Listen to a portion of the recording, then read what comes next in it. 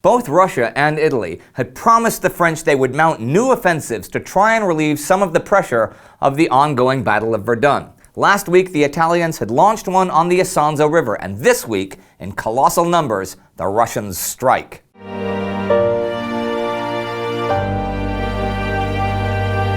I'm Indy Nidell. Welcome to the Great War. Last week on the Italian front saw the Fifth Battle of the Isonzo River. The Western Front was still all about Verdun. Dutch shipping was being sunk at sea, and a prison rescue went down in Libya. Here's what came next. We didn't look too much at Verdun last week, so I'll start there. Last week I mentioned that the Germans had been repeatedly thwarted in their attempts to capture Fort Vaux.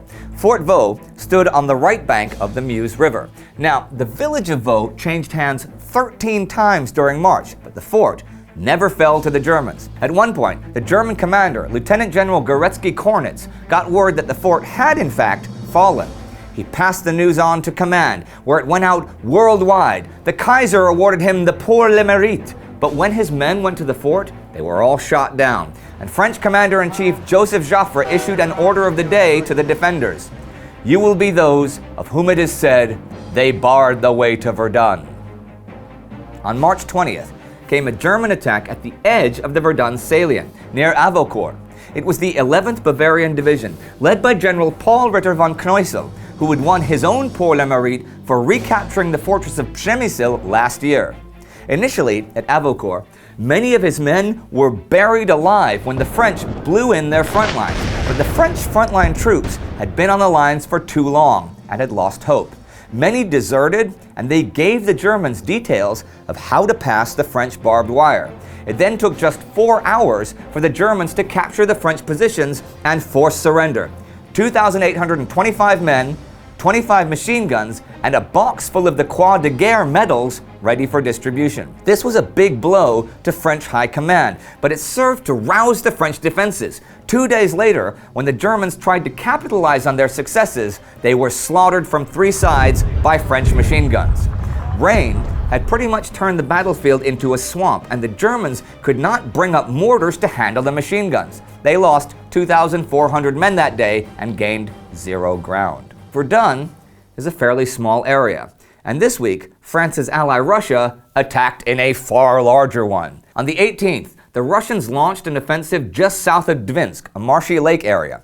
The German lines ran from Lake Drizviati to Postavy, and another Russian attack developed further south on the banks of Lake Narroch. But the Russians were thrown back with 9,000 men killed in just 2 days. The night of March 20th, between Postavy and Veleti, the Russians gained a foothold in the German trenches, and in order to throw back a strong German counterattack, a curtain of fire was laid before the trenches. At the same time, German artillery strongly supported the attack of their infantry. On both sides, the gunfire became so violent that single shots could not be distinguished any longer. Shrapnel exploded without cessation, and rifle fire became so rapid that it sounded hardly less loudly than big gunfire. Late in the afternoon, the Germans succeeded in retaking the trenches. There were, in fact, Russian attacks from Riga down to the Romanian border this week, with incredible violence and energy, and the Russian losses were immense. One correspondent wrote, "They have about 60 divisions ready. Their losses are in proportion and were estimated on a front of about 90 miles to have been near to 80,000 men. For instance, against one German cavalry brigade, there were thrown 7 regiments with a very narrow front, but 8 lines deep. 4 times they came rushing against the German barbed wire without being able to break through, but losing some 3,000 men just the same." But why do you suppose the Russians were attacking like crazy, especially in the far north at Dvinsk and Lake Narroch? And let's be clear, fresh troops were arriving daily, and the Russian munitions supply network, which had, so far in the war, been one of the main reasons for Russian failures and disasters, was suddenly inexhaustible, and the attacks were now all pretty carefully prepared. What was going on here? I'll tell you what. Spring was coming, and with it, the thawing of the snows and the coming of the floods. And along almost the entire northern front, the Germans had a big advantage coming. Their positions were on higher and drier ground than the Russian ones, and the Russian trenches, once the thaws and floods came, would be unusable. So you can see that the enormous energy the Russians suddenly had, and the total disregard for life which their commanders had in these March offensives, were mainly because of the need to get their men to better ground before it was too late. And some will argue that from a tactical point of view, the losses they were taking, the price they seemed willing to pay, was not too great for the hope for reward. So the attacks in just what is now Belarus featured 350,000 troops and over 1,000 big guns. There was a lot of action in the north this week, and some of it was in the North Sea, where a naval battle took place March 24th. The German auxiliary ship Greif took on the British converted merchant ship Alcantara. The Greif was trying to run the British blockade under Norwegian colors when she was hailed.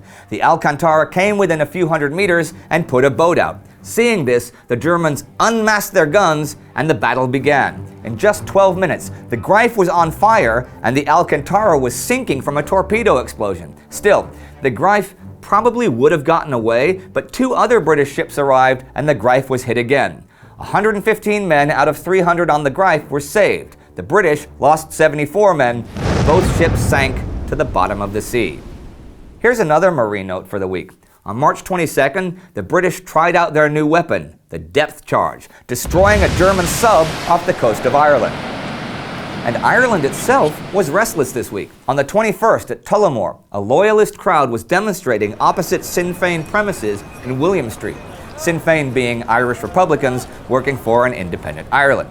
There was a scuffle between the British loyalists and Sinn Féin volunteers, but when the police arrived and appeared to be protecting the Sinn Féin guys, people began throwing stones at the building and shots were fired from within.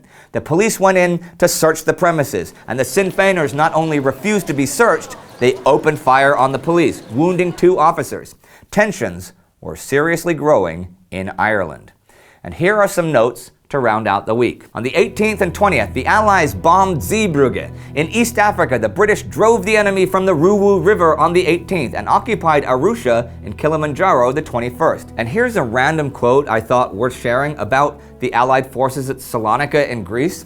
I spoke a while ago that malaria was endemic to the Salonika region, but it was winter now, and a British doctor wrote to the chief British medical officer at Salonika, "You still have about 2 months' grace before general malaria comes into the field." And another week comes to an end. A battle at sea, unrest in Ireland, the advent of the depth charge, ever more death at Verdun, and the Russians recklessly throwing hundreds of thousands of men at enemy lines all along the Eastern Front. The number of casualties, especially Russian casualties, on the Eastern Front truly boggled the mind. To think that human life was valued so cheaply. But Russia had 2 great advantages, land and men, and it would be foolish not to use them. The Western Front numbers are most often smaller, but still, and I'm not giving too much away. The Kaiser's biographer, Alan Palmer, wrote of Verdun, "Ultimately, on this one sector of the Western Front, the Germans suffered 1/3 casualties in occupying a cratered wasteland half the size of metropolitan Berlin." I think the concentration of death on a scale so large, but in an area so small, may well be the most grotesque and shocking thing about the whole war. All too often, these numbers make us forget that each dead or wounded soldier fought another man, often hand to hand, and most of them till the bitter end. If you want to know how these small-scale battles unfolded and how brutal they were, you can click here for our special about trench warfare. Our Patreon supporter of the week is Bernd. Support us on Patreon to make the show even better. And for more facts about the Kaiser himself, like us on Facebook. See you next time.